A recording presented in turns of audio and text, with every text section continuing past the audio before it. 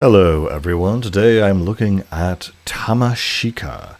This is a indie game, a high-paced FPS shooter and I don't know, a combat game that has a really bizarre aesthetic and a very bizarre design around it as well. The gameplay itself is very simple, kind of similar to Neon White, where you left click to fire your gun to kill businessman alien, and left click to use your knife to counter, which is used against other knife attacks or certain charged range attacks, where you have to be very quick and respond to essentially the button prompt.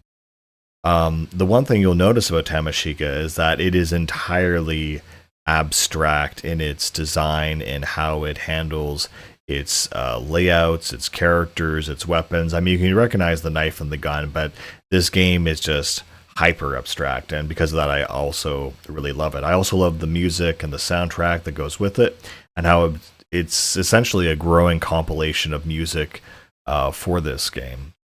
It's also, again, just a really crazy barrage of sensory overload. And what's really interesting about it is that you have 7 tutorial levels, and then you have the main level where you get 3 tries, and it's divided into 6 sections. So if you fail once, you go back to the last section. You go 3 times, you go back to the very beginning. And that mode is called Ascend, but if you select Transcend, then you cannot fail even once and do the whole thing. And the thing that's weird about these 2 modes and that these levels is that there's only one actual level in this game. You think that might be a bit of a ripoff. Well, the way they've managed it is that you play a new level every day. And when I mean every day, I mean immediately at the stroke of midnight. If you go back into a level that you had basically been grinding for the past 3 hours, it is completely different. And there's no update that warns you that it's doing this. It just happens. And basically, so you get a new level every day. I mean, they kind of follow the same sort of patterns, and they always end up with the final kind of cutscene being, this girl that I assume is Tamashika, who essentially embraces you, and that's kind of the finale. So it's an interesting approach, unlike games like in this genre I'll call hyper shooters like Ultra Kill and Hyper Demon. In Hyper Demon, it's an amazing abstract FPS experience, but it says it has a lot of replayability, but it's essentially the same level. It's very well coded. It's incredibly abstract. It's incredibly bizarre. But at the end of the game, Hyper Demon is still just one level, and it's just a leaderboard of who can beat it the best or the fastest. And so Tamashika also has that same kind of idea to it. It's just that it doesn't, it kind of recycles it a bit. So, if you play from one level to the next, it's kind of like the first section's all the tutorial-ish area. You're going to have like a few of the basic standard enemy types. The second area, you might have twisting hallways to mess things up a bit.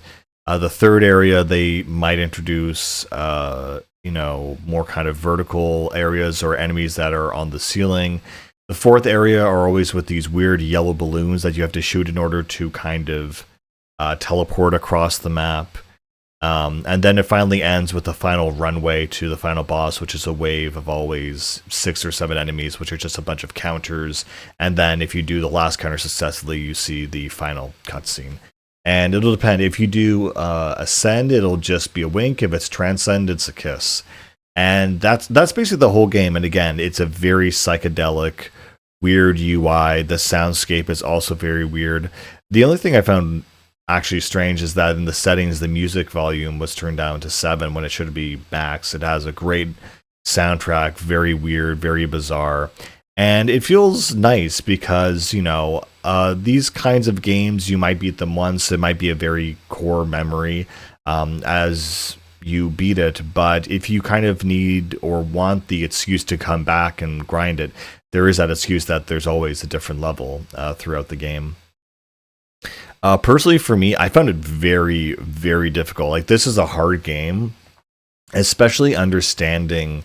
I think with any game that involves parrying or time-based inputs, it was very aggravating to get down the timing of the counters correctly, because the counters are two different timings, and this is probably where my biggest complaint for Tamashika comes from, is that if you are attacked with a knife attack, you can just press the knife attack immediately and you'll get an even different death animation. It will kind of reward you saying, oh, you were really fast on that.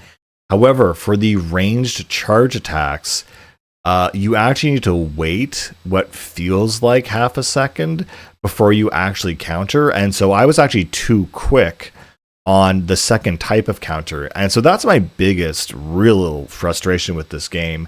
Like, it's very cool, it's very aesthetic, but the ranged counter having a different time frame, or definitely what feels like a different time frame for the melee counter, it feels like I'm not being rewarded with my fast reaction time. It's fine if you extend the, how do you say, the time window to initiate the counter more, but to also cut off the initiation window as being too early and counting as a lost life is just horrible. It just feels horrible. It's not fun, because one counter you can be as fast as hell, it rewards you. The other one, if you're too early, it'll punish you, which is just, I don't know. To me, that's kind of just a little bit silly, a little bit ridiculous, and I don't really enjoy it. Besides that, though, it is a fantastic game. It's a lot of fun. It's, again, very abstract. I really do enjoy these games that come around and you're just like, I have no idea what the story is, or what anything is, or what's going on. I just know that it is a feeling and experience that is particular and distinct to this. There's nothing else like it, and I do appreciate that level of uniqueness. So yeah, if you like weird, abstract, challenging games, a real gamer's game, I think Tamashika might tickle that funny bone. Anyway, guys, that's pretty much all I have to say about it. I'll catch you later.